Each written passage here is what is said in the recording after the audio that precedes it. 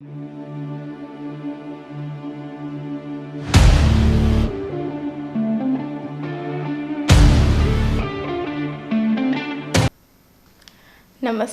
Sony 9 ನ್ಯೂಸ್ಗೆ ಸ್ವಾಗತ. ನಾನು ಪ್ರಭಾವತಿ. ಮೊದಲಿಗೆ ಮುಖ್ಯಾಂಶಗಳು.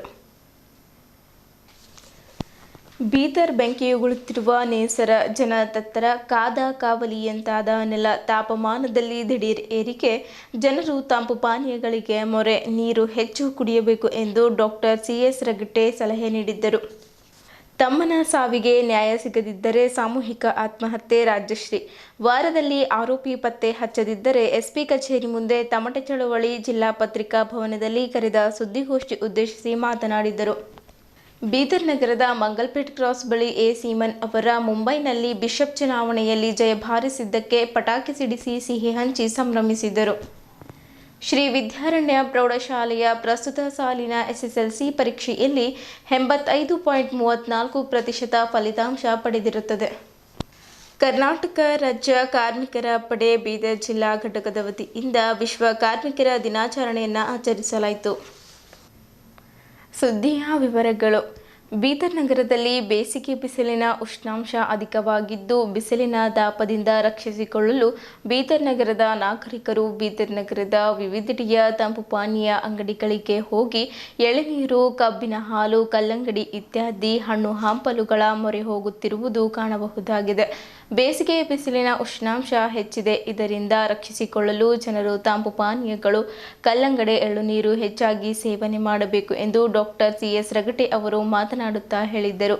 ಬೆಂಕಿಯಂತಹ ಬಿಸಿಲಿಗೆ ನೆಲಕ್ಕಾದ ಕಾವಲಿಯಂತಾಗುತ್ತಿದೆ. ಬೆಳಗ್ಗೆ 10 ಗಂಟೆ ಆಗುತ್ತಿದ್ದಂತೆ ಬಿಸಿಲು ಹೆಚ್ಚಾಗುತ್ತಿದೆ. ಸ್ವಲ್ಪ ಹೊರಗಡೆ ಹೋದರೆ ಮೈ ಸುಡುವ ಅನುಭವ ಉಂಟಾಗುತ್ತಿದೆ. 4-5 ದಿನಗಳ ಹಿಂದೆ ಜಿಲ್ಲೆಯಲ್ಲಿ ಗರಿಷ್ಠ ತಾಪಮಾನ ಇತ್ತು. ಈಗ ದಿಢೀರನೆ 40ರಿಂದ 41 ಡಿಗ್ರಿ ಆಸುಪಾಸಿಗೆ ಏರಿಕೆಯಾಗಿದೆ. ಹಾಗಾಗಿ ಜನರು ತೀವ್ರ ಅನಿವಾರ್ಯವಿದ್ದರಷ್ಟೇ ಹೊರಗೆ ಬರಬೇಕೆಂದು ವಿನಂತಿಸಿದರು. ಮುಂದುವರೆದು ಮಾತನಾಡುತ್ತಾ, ಈಗಾಗಲೇ ಬೀದರ್ ಸೇರಿದಂತೆ ಕಲ್ಯಾಣ ಕರ್ನಾಟಕದ ಜಿಲ್ಲೆಗಳಲ್ಲಿ ಕಚೇರಿಯ ಸಮಯ ಬದಲಾವಣೆ ಆಗಿದೆ. ಕಚೇರಿ ಕಾರ್ಯ ಮುಗಿಸಿಕೊಂಡು ಜನ ಮಧ್ಯಾಹ್ನ ಮನೆ ಸೇರಿದರೆ ಪುನಃ ಹೊತ್ತಾದ ನಂತರವಷ್ಟೇ ಹೊರಗೆ ಕಾಣಿಸಿಕೊಳ್ಳುತ್ತಿದ್ದಾರೆ. ಮಧ್ಯಾಹ್ನವಂತೂ ಜನ ಹೊರಗೆ ಕಾಣಿಸಿಕೊಳ್ಳುತ್ತಿಲ್ಲ. ಪ್ರಮುಖ ರಸ್ತೆಗಳಲ್ಲಿ ನಿರ್ಜನವಾಗುತ್ತಿವೆ. ಬಿಕೋ ಎನ್ನುತ್ತಿದೆ. ಇದು ವ್ಯಾಪಾರ ವಹಿವಾಟಿನ ಮೇಲೆಯೂ ಪರಿಣಾಮ ಬೀರುತ್ತಿದೆ. ಮಧ್ಯಾಹ್ನದ ಸಮಯದಲ್ಲಿ ನಗರದ ಗಾಂಧಿಗಂಜ್ ಸೇರಿದಂತೆ ಇತರ ಮಳಿಗೆಗಳಲ್ಲಿ ಜನರೇ ಕಾಣಿಸುತ್ತಿಲ್ಲ. ಬೆಳ್ಳಂಬೆಳಗ್ಗೆ ವರ್ತಕರು, ರೈತರು ಕೆಲಸ ಮುಗಿಸಿಕೊಂಡು ಮನೆ ಸೇರುತ್ತಿದ್ದಾರೆ. ಜನ ಖರೀದಿಗೆ ಸಂಜೆ ಮೇಲೆ ಹೊರಗೆ ಹೋಗುತ್ತಿದ್ದಾರೆ. ಬಿಸಿಲಿನ ಪ್ರಮಾಣ ಎಷ್ಟು ತೀವ್ರವಾಗಿದೆ ಎಂದರೆ ಬಿಸಿಗಾಳಿ ಬೀಸುತ್ತಿದೆ. ಬಿಸಿಲು ಝಳ ಹೆಚ್ಚಾಗಿದೆ. ಹೊರಗೆ ಹೋದರೆ ಸಮಾಧಾನವಿಲ್ಲ, ಮನೆಯೊಳಗೆ ಇದ್ದರೂ ಸಮಾಧಾನವಿಲ್ಲದಂತಹ ಪರಿಸ್ಥಿತಿ ಸೃಷ್ಟಿಯಾಗಿದೆ. ಸಿಗ್ನಲ್ನಲ್ಲಿ ವಾಹನ ಸವಾರರಿಗೆ 2 ನಿಮಿಷ ನಿಲ್ಲಲು ಪರದಾಟ ನಡೆಸುವಂತಹ ಪರಿಸ್ಥಿತಿ ಇದೆ. ನಗರದ 2-3 ಕಡೆಗಳಲ್ಲಿ ಸಿಗ್ನಲ್ ವ್ಯವಸ್ಥೆ ಇದ್ದು ಅಲ್ಲಲ್ಲೇ ನೆರಳಿನ ವ್ಯವಸ್ಥೆ ಮಾಡಬೇಕೆಂದು ಸಾರ್ವಜನಿಕರು ಆಗ್ರಹಿಸಿದ್ದಾರೆ. ರಾಜ್ಯದ ಕೆಲವು ಜಿಲ್ಲೆಗಳಲ್ಲಿ ಸಿಗ್ನಲ್ನಲ್ಲಿ ನೆರಳಿಗೆ ವ್ಯವಸ್ಥೆ ಮಾಡಿದ್ದಾರೆ. ಅದೇ ರೀತಿ ಬೀದರ್ನಲ್ಲೂ ವ್ಯವಸ್ಥೆ ಮಾಡಬೇಕು. ಪ್ರಮುಖ ವೃತ್ತಗಳಲ್ಲಿ ಸಾರ್ವಜನಿಕರಿಗೆ ಕುಡಿಯುವ ನೀರಿನ ವ್ಯವಸ್ಥೆ ಮಾಡಬೇಕು ಎಂದು. ಬಿಸಿಲು ಹೆಚ್ಚಾಗುತ್ತಿದ್ದಂತೆ ಬಿಸಿ ದೋಸೆಗಳಂತೆ ಏರ್ ಕೂಲರ್ಗಳು ಬಿಕರಿಯಾಗುತ್ತಿವೆ. ಆರ್ಥಿಕವಾಗಿ ಸದೃಢರಾಗಿದ್ದರೂ AC ಮೊರೆ ಹೋಗುತ್ತಿದ್ದಾರೆ. ಮಧ್ಯಮ ವರ್ಗದವರು ಕೂಲರ್ಗಳ ಮೊರೆ ಹೋಗುತ್ತಿದ್ದಾರೆ. ಲಸಿ, ತಂಪು ಪಾನೀಯ, ಕಲ್ಲಂಗಡಿಗೆ ಬೇಡಿಕೆ ಹೆಚ್ಚಾಗಿದೆ.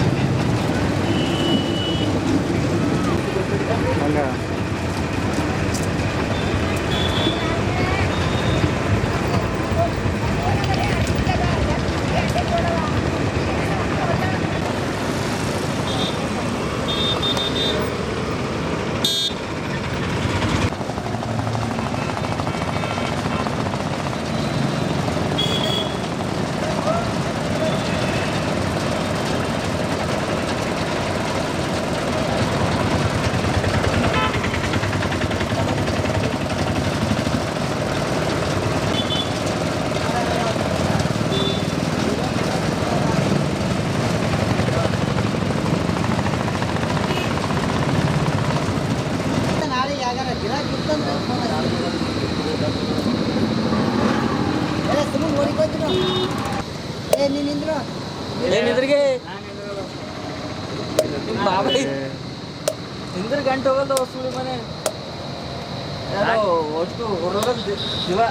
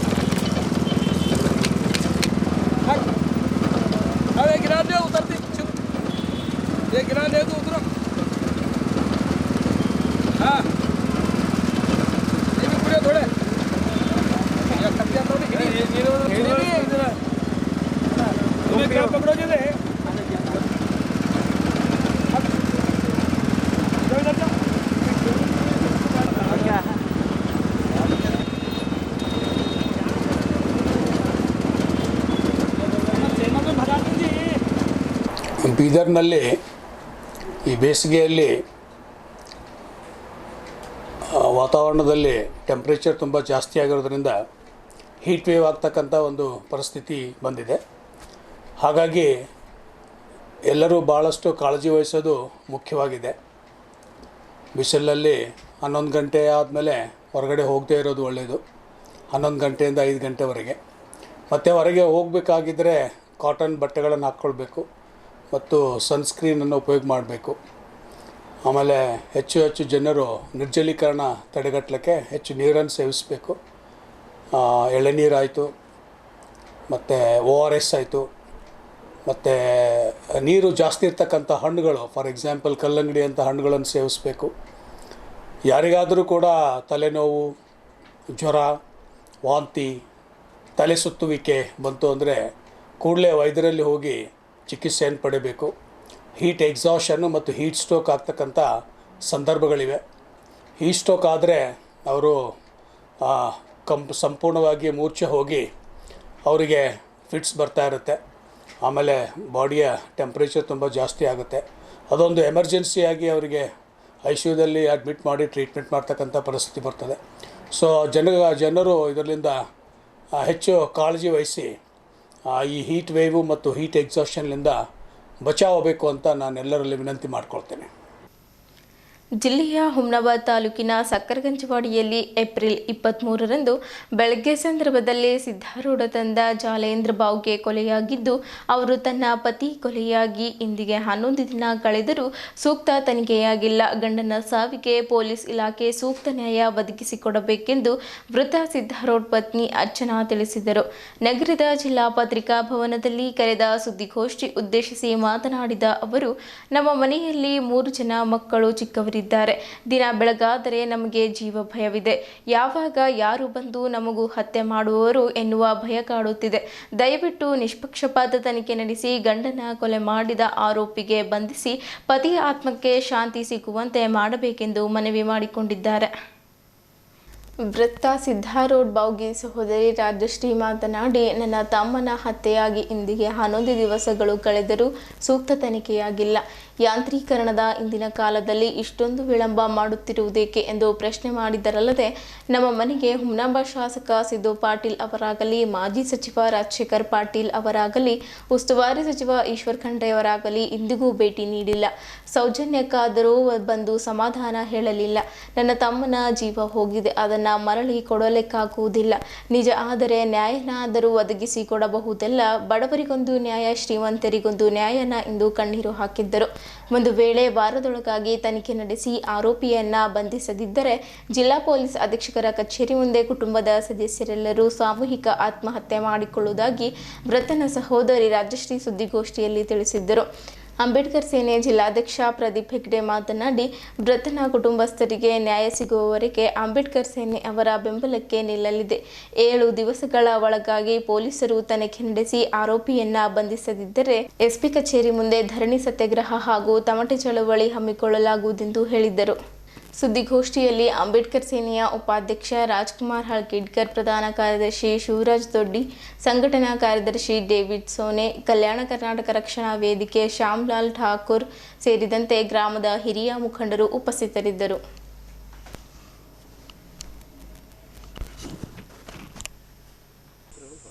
ನನ್ನ ಹೆಸರು ರಾಜಶ್ರೀ ಅವ್ರ ಅಕ್ಕರಿ. ಆರೋಪಿ ಯಾರೇ ಆಗಿರಲಿ ರೀ, ಸರಿಯಾದ ರೀತಿಯಲ್ಲಿ ಕ್ರಮ ತಗೊಂಡು ತನಿಖೆ ಮಾಡಿ ಆರೋಪಿ ಪತ್ತೆ ಹಚ್ಚಿ ಕಠಿಣ ಕ್ರಮ ತಗೊಂಡು ಅವನಿಗೆ ಕಠಿಣ ಶಿಕ್ಷೆ ಆಗ್ಬೇಕು ರೀ. ಯಾರು ಮಾಡಿದ್ರು, ಯಾಕೆ ಮಾಡಿದ್ರು, ನಮಗೆ ರೀಸನ್ ಬೇಕು ರೀ. ಇವತ್ತು ಅವ್ರ ಮಕ್ಕಳು ಹರ, ನಮ್ಮ ತಾಯರ ಅವ್ರಿಗೆ ಗಂಡಸ ಮಗನಿಗೆ ಬಿಟ್ಟಿಲ್ಲ ಅಂದಮೇಲೆ ಹೆಣ್ಮಕ್ಳಿಗೆ ಏನು ಬಿಡ್ತಾರೆ ರೀ? ಕುತ್ತಿಗೆ ಕೊಯ್ಯೋಂಥ ದ್ವೇಷ ಏನು ರೀ? ನಡು ಊರಾಗ 10 ಗಂಟೆ ಸುಮಾರಿಗೆ ಹಿಂಗೆ ಮಾಡ್ಯಾರ ಅವರು. ಮನೇಲಿಂದ ಅವ್ರು ಊಟ ಒಯ್ದಾರ. ಆ ಮನುಷ್ಯಾಗ ಬಂದು ಊಟ ಮಾಡ್ತೀನಿ ಅಂತಂದ್ರೆ ಅಲ್ಲಿ ನೋಡತನ ಶವವಾಗಿ ಪತ್ತೆ ಆಗ್ಯಾರ ರೀ. ಈಗ ಆ ಕ್ಷೇತ್ರದ ಈವರೆಗೂ ಮಾಜಿ MLA ಆಗಲಿ, ಸಿದ್ದು ಪಾಟೀಲ್ ಆಗಲಿ, ರಾಜಶೇಖರ್ ಪಾಟೀಲ್ ಆಗಲಿ ಯಾರೂ ಬಂದಿಲ್ಲ. ಸ್ವಂತನೇ ಹೇಳಿಲ್ಲ, ನ್ಯಾಯ ಕೊಡ್ತೀನಿ ಅಂತ ಭರವಸೆ ಕೂಡ ನೀಡಿಲ್ಲ. ಇದೇ ಜಿಲ್ಲೆ ಉಸ್ತುವಾರಿ ಸಚಿವರಾದ ಈಶ್ವರ್ ಖಂಡ್ರೆ ಕೂಡ ತನ್ನ ಜಿಲ್ಲೆಯಲ್ಲಿ ಆದರೆ ತನ್ನ ಗಮನಕ್ಕೆ ಹೆಂಗೆ ಬರೋದೇ ಇರ್ತದೆ ರೀ. ಈಶ್ವರ್ ಖಂಡ್ರೆ ಆಗಲಿ, ಸಾಗರ್ ಖಂಡ್ರೆ ಬಂದು ಸ್ವಂತನೇ ಹೇಳಿ ನಮ್ಗೆ ಅಟ್ಲೀಸ್ಟ್ ನ್ಯಾಯ ಒದಗಿಸ್ಕೊಡ್ತೀನಿ ಅಂತ ಭರವಸೆ ಆದರೂ ನೀಡ್ಬೋದಿತ್ತಲ್ಲ. ಅದೇ ಒಂದು IR ಆಫೀಸರ್ ಆಗಲಿ, ಯಾರೋ ಶ್ರೀಮಂತರಾದ್ರಲ್ಲಿ ಇಷ್ಟೊತ್ತಿಗೆ ಹಿಡಿತಿದ್ರಲ್ಲ, ಅವ್ರಿಗೆ ನ್ಯಾಯ ಕೊಡ್ತಿದ್ರಲ್ಲ. ಮತ್ತು ಬಡವರಿಗೆ ಯಾಕೆ ನೀವು ಹಿಂಗೆ ಮಾಡ್ತೀರಿ? ನಮ್ಮ ಜೀವ ಕೊಡಲ್ಲ, ಬಟ್ ನ್ಯಾಯ ಆದರೂ ಕೊಡಬೇಕಿಲ್ಲ.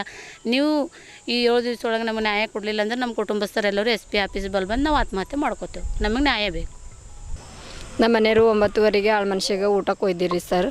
10:10ಕ್ಕಿಂತ ಕಮ್ಮಿ ಇರ್ಲಕ್ಕ ಫೋನ್ ಮಾಡಿದೆ, ಹೊಂಟಿದ ಅಂತ ಹೇಳಿದ್ರಿ ರೀ. 10 ಬಾದ ಫೋನ್ ಸ್ವಿಚ್ ಆಫ್ ಆಗಿದ್ದು 11 ತನಕ ಫೋನ್ ಸ್ವಿಚ್ ಆಫ್ ಆಯ್ತು ರೀ. ಆಗಿದ್ಮೇಲೆ ಈಗ ಬರ್ತಾರ, ಇನ್ನೊಂದು ಜರ್ನಿಂದ ಬರ್ತಾರ ಅಂದೇವ್ರಿ. ಅಲ್ಲಿ ಹೋಗಿ ನೋಡೋತನ ಶವವಾಗಿ ಬಿದ್ದಿರಿ. ಯಾರು ಮಾಡ್ಯಾರ, ಯಾಕೆ ಮಾಡ್ಯಾರ ಅಂತ ನಮಗಂತೂ ಗೊತ್ತಿಲ್ಲ. ಆಮೇಗಿನ ಪೊಲೀಸರು ಬಂದರು, ಒಯ್ದರು, ಎಲ್ಲ ಮಾಡಿದ್ರು. ಪೊಲೀಸರು ಏನಂದ್ರು, ಹಿಡ್ಕೊಡ್ತೇವಮ್ಮ ನಿಮ್ಗೆ ಆರೋಪಿಗೆ ಅಂದರು. ಇವತ್ತಿಗೆ 11 ದಿವಸ ಆಯ್ತು ರೀ. ಆರೋಪಿಗೆ ಹಿಡ್ಕೊಡ್ಬೇಕಿಲ್ಲ ರೀ, ನ್ಯಾಯ ಕೊಡಬೇಕಿಲ್ಲ. ನ್ಯಾಯ ಎಲ್ಲರಿಗೂ ಒಂದೇ ಇರಬೇಕಿಲ್ಲ. ಶ್ರೀಮಂತರಿಗೆ ಒಂದು, ಬಡ್ರಿಗೆ ಒಂದೊಂದು ನ್ಯಾಯ ಇರ್ತದ. ಹೋಗಿ ಜೀವಂತೂ ವಾಪಸ್ ಬರಲ್ಲ. ಆದ್ರೆ ಹೋಗಿದವ್ರ ಹೋದನು ಅವ್ರು ಮಾಡೋರು ಯಾಕೆ, ಎದ್ರ ಕಡೆಯಿಂದ ಮಾಡ್ರಿ ಅಂತ ನಮ್ಗೆ ಅಷ್ಟೇ ಬೇಕು. ಇವತ್ತು ನನ್ನ ಗಂಡಿಗೆ ಕೊಲ್ಲಿಕ್ಯಾರಂದ್ರೆ ನನ್ನ ಮಕ್ಕಳಿಗೆ ನಮ್ಗೆ ಬಿಡ್ತಾರೆ ರೀ, ಬಿಡಲಿಲ್ಲ. ಪೊಲೀಸರಿಗೆ ಕೇಳಿದ್ರೆ ಏನು ಹೇಳ್ತಾರೆ, ಒಣ ಕೊಡ್ತೀವಮ್ಮ, ನ್ಯಾಯ ಕೊಡ್ತೀವಿ ಅಂತಾರೆ. 11 ದಿವಸ ಆಯ್ತು, ಹೆಂಗೆ ನ್ಯಾಯ ಕೊಡ್ತಾರೆ ರೀ? ಅವ್ರು ಕೊಡ್ತಾರೋ ಬಿಡ್ತಾರೋ? ನಮ್ಮ ಮಕ್ಕಳಿಗೆ ನಮ್ಗೆ ಕೊಲೆಕಿದ ಮೇಲೆ ನ್ಯಾಯ ಕೊಟ್ಟರೆ ನಾವು ಏನು ಮಾಡಬೇಕು? ಕೊಡ್ಬೇಕಿಲ್ಲ ನ್ಯಾಯ. ಡೌಟ್ ಇತ್ತು ರೀ. ಡೌಟು ಮಲ್ಲಪ್ಪ ಅಂಬವನಿಗೆ ಹೇಳಿದೇವ್ರಿ, ಒಯ್ದಾರಿ. ಅರ್ಧ ತಾಸಿನಾಗ ಹೊರಗೆ ಬಿಟ್ಟಾರ್ರಿ. ಅವ್ರು ಏನೋ ಇನ್ಕ್ವೈರಿ ಮಾಡ್ಯಾರೋ ಬಿಟ್ಟರೋ ಅವರಿಗೆ ಗೊತ್ತು, ನಮಗಂತೂ ಹೇಳಿಲ್ಲ ರೀ. ನ್ಯಾಯ ಕೊಡ್ರಿ ಅಂತ ನಾವು ಅಷ್ಟೇ ಅಂದೆವು. ಆ ಮಲ್ಲಪ್ಪ ಅಂಬನಿಗೆ ಒಯ್ದಿದ್ರು. ಅವ ಏನು ಫೋನು ಅವನಿಗೆ ಹಿಡಿಲಕ್ಕೆ ಬಂದ್ರೆ ಅವೇನು ಮಾಡ್ಯಾನ, ಫೋನ್ ಪೊಲೀಸರ ಕೈ ಅಲ್ಲೇ ಬಿಟ್ಟಾಕಿ ಹೋಗ್ಯಾನ. 2 ದಿನ ಬಾದ್ ಸಿಕ್ಕಿದ್ರೆ ಅವನಿಗೆ ಹಿಡ್ದಾರಿ. ಹಿಡ್ದ ಮೇಲೆ ನ್ಯಾಯ ಅವ ಮತ್ತು ಹೋದ್ರೆ ಏನಂದನಂತ, ಪೊಲೀಸರು ಕಟ್ಟಿ ಅಂತೂ ಏರಲ್ಲ, ಪೊಲೀಸರ ಕೈಯಾಗಂತೂ ಸಿಗಲ್ಲ. ನಾ ಸತ್ರ ಫಾಸಿ ಹಾಕೊಂಡು ಸಾಯ್ತಾ ಅಂದನಂತ್ರಿ. ಅವ್ನು ತಪ್ಪಿಲ್ದೇನೆ ಯಾಕೆ ಸಾಯ್ತಾನೆ ರೀ? ಪೊಲೀಸರದು ತನಿಖೆ ಮಾಡಬೇಕಿತ್ತಿಲ್ಲ. ದಿನಾಂಕ 23ನೇ ತಾರೀಕು ಏಪ್ರಿಲ್ 2025 ಶಕರಂಜವಾಡಿಯಲ್ಲಿ ಒಂದು ಕೊಲೆ ಆಗಿರ್ತದೆ. ಇಲ್ಲಿವರೆಗೆ 11 ದಿನ ಕಳೆದ್ರೆ ಪೊಲೀಸರು ತನಿಖೆ ಮಾಡಿ ಆರೋಪಿಗೆ ಹಿಡಿದಿಲ್ಲ. ಆ ಕಾರಣಕ್ಕಾಗಿ ಕುಟುಂಬದವ್ರು ನಮಗೆಲ್ಲ ಬಂದು ಹೇಳಿದಾಗ ಇವತ್ತು ಪತ್ರಿಕಾಗೋಷ್ಠಿ ಕರೆದಿದ್ದೆವು. ನಿನ್ನೆ ಸಾಯಂಕಾಲ ಹೋಗಿ DSP ಆಫೀಸ್ದಾಗ ನಾವು ಮನವಿ ಕೊಟ್ಟಿದ್ದೆವು ನಮ್ಮ ಸಂಘಟನೆ ಮುಖಾಂತರ. 7 ದಿನದ ಒಳಗಾಗಿ ನೀವು ಆರೋಪಿಗೆ ಅರೆಸ್ಟ್ ಮಾಡಲಿಲ್ಲ ಅಂದ್ರೆ ನಮ್ಮ ಸಂಘಟನೆ ಮುಖಾಂತರ ನಿಮ್ಮ ಕಚೇರಿ ಎದುರು ಟಮಾಟೆ ಚಳವಳಿ ಮತ್ತು ಸಾಂಕೇತಿಕ ಧರಣಿ ಮಾಡ್ತೇವೆ ಅಂತೇಳಿ ನಾವು ಮನವಿ ಕೊಟ್ಟಿದ್ದೆವು. 7 ದಿನದ ಒಳಗಾಗಿ ಅರೆಸ್ಟ್ ಮಾಡಲಿಲ್ಲ ಅಂದ್ರೆ ನಾವು ಉಗ್ರವಾದ ಹೋರಾಟ ಮತ್ತು ಸಾಂಕೇತಿಕ ಧರಣಿ ಟಮಾಟೆ ಚಳವಳಿ ಮಾಡ್ತೇವೆ. ಕುಟುಂಬದವ್ರು ಏನಪ್ಪ ಅಂದ್ರೆ ಯಾರೋ ಅವ್ರ ಊರಾಗ ಮಲ್ಲಪ್ಪ ಶಂಕರಪ್ಪ ಅಂಥೇಳಿ ಅವ್ರ ಮೇಲೆ ಡೌಟ್ ಅದ. ಅವ್ರು ಹೊಲ ಮಾಡ್ತೀರ ಅಂತ ಇವ್ರದ್ದು ಬಿಡಿಸ್ಯಾರ. ಅದಕ್ಕಾಗಿ ಅವ್ರಿಗೆ ಸರಿಯಾದ ಎನ್ಕ್ವೈರಿ ಮಾಡಿ ನಮಗೆ ನ್ಯಾಯ ಒದಗಿಸ್ಕೊಡ್ಬೇಕಂತ ಕುಟುಂಬದ ಆಗ್ರಹ ಅದ. ಮಹಾರಾಷ್ಟ್ರದ ಮುಂಬೈನಲ್ಲಿ ನಡೆದ ಮೆಥೋಡಿಸ್ಟ್ ಚರ್ಚ್ ಇಂಡಿಯಾದ ಬಿಷಪ್ ಚುನಾವಣೆಯಲ್ಲಿ ಬೆಂಗಳೂರು ರೀಜನಲ್ ಕಾನ್ಫರೆನ್ಸ್ನಿಂದ ರೆವರೆಂಡ್ ಎ ಸೀಮನ್ ಅವರು ನೂತನವಾಗಿ ಬಿಷಪ್ ಆಗಿ ಆಯ್ಕೆಯಾದ ಹಿನ್ನೆಲೆ ಬೀದರ್ ನಗರದಲ್ಲಿ ಕರ್ನಾಟಕ ಕ್ರಿಶ್ಚಿಯನ್ ರಕ್ಷಣಾ ವೇದಿಕೆ ಅಧ್ಯಕ್ಷರಾದ ಅನಿಲ್ ನೀಡೋದ ಅವರ ನೇತೃತ್ವದಲ್ಲಿ ನಗರದ ಮಂಗಲ್ಪೇಟ್ ಕ್ರಾಸ್ ಬಳಿ ಪಟಾಕಿ ಸಿಡಿಸಿ ಅವರ ಭಾವಚಿತ್ರ ಕೈಯಲ್ಲಿ ಹಿಡಿದು ಅವರ ಪರ ಜಯಘೋಷಗಳನ್ನು ಕೂಗುತ್ತಾ ಎ ಸೀಮನ್ ಅಭಿಮಾನಿಗಳು ಬಾಂಧವರು ಸಂಭ್ರಮಾಚರಣೆ ಮಾಡಿದ್ದರು. ಈ ಸಂದರ್ಭದಲ್ಲಿ ಮಾಧ್ಯಮದ ಜೊತೆ ರಾಜು ಕೋಲಾರ್ ಅವರು ಮಾತನಾಡುತ್ತಾ, ಬೀದರ್ ಜಿಲ್ಲೆಯಲ್ಲಿ ಕ್ರೈಸ್ತರ ಅಭಿವೃದ್ಧಿಗೆ ಒಳ್ಳೆಯ ಅಧಿಕಾರಿ ಬಿಷಪ್ ಅವರು ಬೇಕಾಗಿದ್ದರು. ಅಭಿವೃದ್ಧಿ ಕಾರ್ಯಗಳಿಗಾಗಿ ಒಳ್ಳೆಯ ವ್ಯಕ್ತಿಯನ್ನ ಆಯ್ಕೆ ಮಾಡಲಾಗಿದೆ. ಎ ಸೀಮನ್ ಅವರ ನೇತೃತ್ವದಲ್ಲಿ ಹಳೆ ಗುಣಮಟ್ಟದ ಮಿಷನ್ ಆಸ್ಪತ್ರೆ, ಶಾಲೆ, ಕಾಲೇಜ್ ಹಾಗೂ ಸೇರಿದಂತೆ ಕ್ರಿಶ್ಚಿಯನ್ ಸಮುದಾಯದ ಅಭಿವೃದ್ಧಿ ಕಾರ್ಯಗಳು ಆಗಲಿ ಎಂದು ಮಾತನಾಡುತ್ತಾ ಹೇಳಿದ್ದರು. ಈ ಸಂದರ್ಭದಲ್ಲಿ ಜೋಸೆಫ್ ಕೋಡ್ಲಿಕರ್ ಅವರು ಮಾತನಾಡಿದ್ದರು. James Kolar, Arun Anadur, Emmanuel Mandaknalli, Richard Swaralikar, Shiromani Shrimandal ಸೇರಿದಂತೆ ಇತರರು ಇದ್ದರು. ಬಿಷಪ್ ಎ ಸೀಮನ್ ಅವರಿಗೆ ಬಿಷಪ್ ಎ ಸೀಮನ್ ಅವರಿಗೆ ಕರ್ನಾಟಕ ಎ ಸೀಮನ್ ಅವರಿಗೆ ಬಿಷಪ್ ಎ ಸೀಮನ್ ಅವರಿಗೆ ಹುಲಿ ಕರ್ನಾಟಕ ಸೀಮನ್ ಅವರಿಗೆ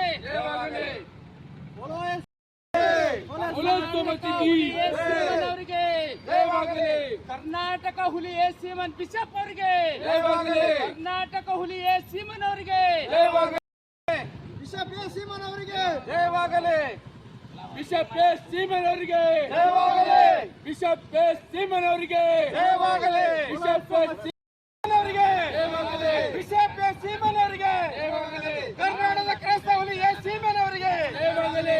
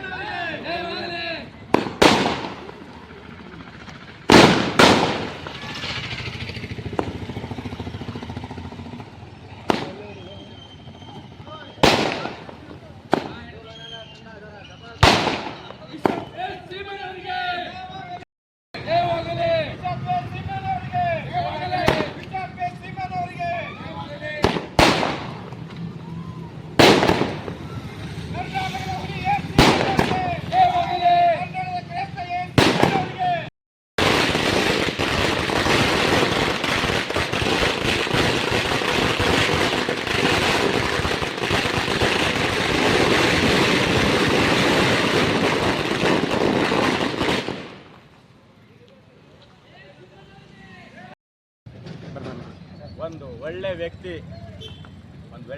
ಅಂದರೆ ಆ ವ್ಯಕ್ತಿದು ಎಷ್ಟು ತಾರೀಫ್ ಮಾಡಿದ್ರು ಕಮ್ಮದ ನಮ್ಮ ಕ್ರಿಶ್ಚಿಯನ್ ಸಮಾಜದಲ್ಲಿ ಗೊತ್ತಾ. ಅವ್ರ ಹೆಸರು ಎ ಸೀಮಾನಂದಿ. ಇವತ್ತು ಹೊಸದಾಗಿ ಬಿಷಪ್ ಆಯ್ಕೆಯಾಗಿದ್ದಾರೆ. ಇದು ನಮ್ಮ ಕರ್ನಾಟಕದು, ನಮ್ಮ ಕ್ರಿಶ್ಚಿಯನ್ ಒಂದು ಹೆಮ್ಮೆ ಮಾತಿದು. ಯಾಕಂತಂದ್ರೆ ಅವ್ರು ಸುಮಾರು ಅವ್ರು ಇದ್ದಾಗ ಇಲ್ಲಿ BS ಇದ್ದಾಗ ಸುಮಾರು ನಮ್ಮ ಪ್ರಾಪರ್ಟಿಯನ್ನು ಉಳಿಸ್ಕೊಟ್ಟಿದ್ದಾರೆ. ನಮ್ಗೆ ನಮ್ಮ ಮಿಷನ್ ಪ್ರಾಪರ್ಟಿ ಎಲ್ಲ ಹಾಳಾಗಿತ್ತು. ಅಂಥ ಹಾಳಾಗಿನ ಪ್ರಾಪರ್ಟಿಗೆ ಇವತ್ತು ಒಳ್ಳೇದು ಮಾಡಿ ಇವತ್ತು ಸುತ್ತು ಗಾಡಿ ಕಟ್ಟಿದ್ದಾರೆ. ಇವತ್ತು ಕಾಂಪ್ಲೆಕ್ಸ್ ಹಾಕಿದ್ದಾರೆ ಅವ್ರು ಇದ್ದಾಗ. ಇವತ್ತು ದೇವರು ಅದು ಏನೋ ಹಿಂದಿದಾಗ ಒಂದು ಕಾವತ್ ಅಂತ ದೇವ್ರು ಹೋಗ ಲೇಕಿನ್ ದೋಸ್ ಹೋಗೆ ಭಗವಾನ್ ಕೆ ಘರ್ ಮೇ ಹನ್ನೆರಡನೇ ಅಂದಂಗೆ ಇವತ್ತು ದೇವ್ರು ಇದು ಅವ್ರಿಗೆ ಯಾರು ಆರಿಸಿಲ್ಲ. ಇವತ್ತು ಮನುಷ್ಯರು ಆರಿಸಿಲ್ಲ ಅಂತ ನಾವು ಒಮ್ಮೆ ಅದಕ್ಕೆ ದೇವ್ರು ಆರಿಸ್ಕೊಟ್ರಿ. ಇವತ್ತು ಈ ಮಿಷನರಿ ಹಾಳಾಗ್ಲತ್ತದಪ್ಪ. ಎ ಸೀಮನ್ ಬಿಷಪ್ ಆಗಿ ನೀವು ಹೋಗು, ಮಿಷನರಿ ಕಾಯ್ದು ಇಟ್ಕೋ, ಕಾಯ್ದು ಕಾಪಾಡಿ ಕಲ್ತಿ. ಗೊತ್ತಾ ಯೇಸು ಕ್ರಿಸ್ತರೇ ಗೊತ್ತಾ ಸ್ವಯಂ ಗೊತ್ತಾ ಆ ವ್ಯಕ್ತಿಗೆ ಗೊತ್ತಾ ಆಯ್ಕೆ ಮಾಡಿದ್ದಾರೆ. ನಾವು ಯೇಸು ಕ್ರಿಸ್ತಗೆ ಧನ್ಯವಾದ ಹೇಳ್ತೇವೆ. ಯೇಸು ಕ್ರಿಸ್ತಗೆ ಎಷ್ಟು ಕೃತಜ್ಞತೆ ಅದ್ರ ಕಡಿಮೆ ಅದ ಗೊತ್ತ ಅವ್ರ ಬಗ್ಗೆದಾಗ. ನಮ್ಮ ಬಿಷಪ್ ಅಯ್ಯನವರು ನಮ್ಮ ಕರ್ನಾಟಕದ ಹುಲಿ ಎ ಸೀಮನ್ ಅಯ್ಯನವರು. ಯಾಕಂತಂದ್ರೆ ಬೀದರ್ನಲ್ಲಿ ಬಹಳಷ್ಟು ಸೇವೆ ಮಾಡಿದ್ದಾರೆ. ಆದರೆ ಬೀದರ್ನಲ್ಲಿ ಸುಮಾರು ಕಾಂಪ್ಲೆಕ್ಸ್ ಮಾಡಿದ್ದಾರೆ. ಶಿವನಗರ್ ಕಾಂಪ್ಲೆಕ್ಸ್ ಅಲ್ಲಿ ಮಾಡಿದ್ದಾರೆ. ಬೀದರ್ ಡೆವಲಪ್ಮೆಂಟು ಎಷ್ಟೋ ರೀತಿಯಿಂದ ಅವ್ರು ಸೇವೆ ಮಾಡಿದ್ದಾರೆ. ಆದರೆ ಇಂಥ ವ್ಯಕ್ತಿ, ಇಂಥ DS ಗಳು ನಮಗೆ ಬೇಕು ಮತ್ತು ಇಂಥ ಬಿಷಪ್ಗಳು ನಮಗೆ ಬೇಕು. DS ಇದ್ದಾಗ ಎಷ್ಟೋ DS ಗಳು ಕೆಲಸ ಮಾಡಿಲ್ಲ.